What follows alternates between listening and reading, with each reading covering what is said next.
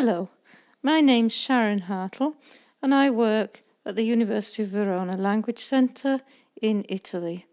And I'm going to talk today a little bit about my experience with e-learning, with technology, and how over the years I've tried to develop it into a systematic approach to teaching rather than just using a bit of technology here, a bit there, but bringing it all together to make one integrated whole. So first of all, a little bit about my personal history of e-learning. When we talk about VLEs or virtual learning environments nowadays, we tend to think of things like Moodle or Blackboard, but in fact they've been around for a long time. If we think of a virtual learning environment as any space online where materials are available for students and teachers to access whenever they want to and wherever they want to, provided they have access to the internet, then this type of learning was already coming into vogue several years ago, at least 8 years ago in my university. But then it was more of a store. It was an area to store and access course materials or extra materials. At the same time, on the internet, there were a lot of what I call traditional courses online, which is the type of activities that you would get in a commercially produced course book, but available online, which has the advantage that students could access them when they wanted to, where they wanted to, and they could choose what they wanted to do or not, and teachers too, of course. Other instruments, other tools became available over the years: forums, discussion boards, blogs, and wikis. And we all started experimenting with these, but at this time they were all separate. They weren't together in one space. And I'd just like to show you a little bit how I, over the years, used a few of these things. Okay, here we go. So first of all, the university had its own site. This is it. CLA is the language centre, and people could put materials on. This was already in 2003, 2002, possibly even earlier. And we put hot potatoes quizzes, we put Word documents.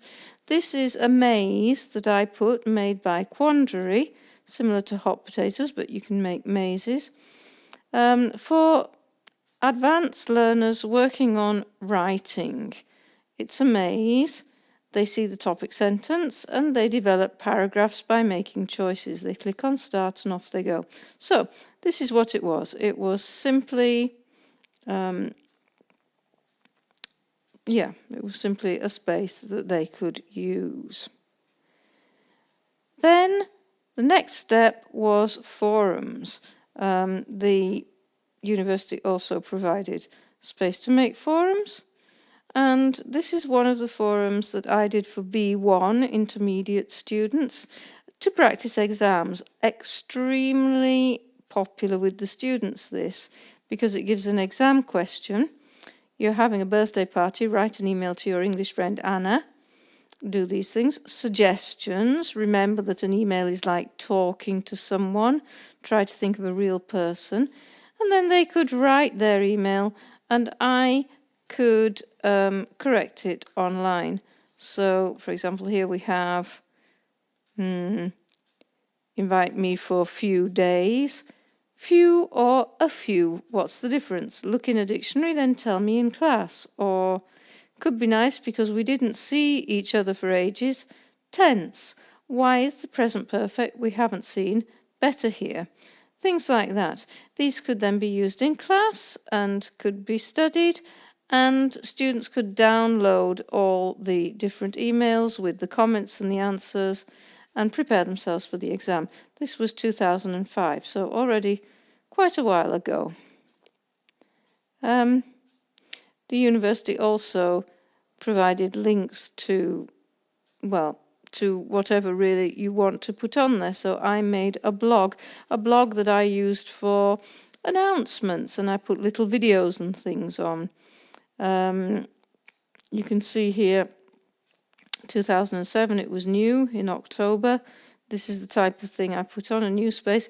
Information about exams, 2008, 2009, more things. Not too much though, because I don't want to overface my students.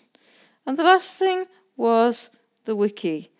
The wiki was extremely popular and very successful, more than the blog. I'd hoped people would write comments on the blog, but they didn't feel comfortable doing that so often. Some did, but not many. The wiki I started to make on Wiki Spaces. I still use Wiki Spaces. I think it's an excellent space, and I'll show you the address of this a bit later on. It's organised here. This is the wiki. There's a page and there's a discussion page, so you have wiki and forum in two, already more of a VLE than we've seen so far, and a menu that students can easily navigate through here. This has been very successful, and I'll show you a bit later some of the things that we do with it. Okay. So let's go back to our presentation. So far, however, these things were all separate, as I said, and what I really wanted was a way to bring everything together systematically.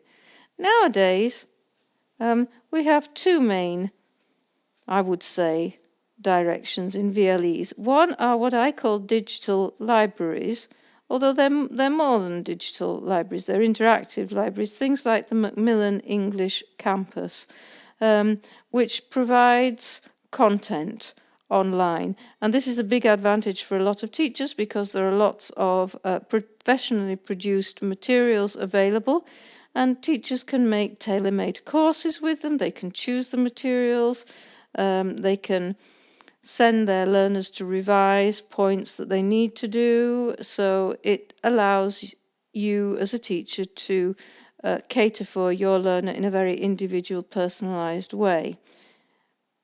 On the other hand, online spaces like Moodle and Blackboard do not come together with all the content, but they allow a lot more space for creativity, perhaps, because you can create your own materials, and they have a lot of tools. They have blogs, wikis, forums, lots of things that students can actually take part in.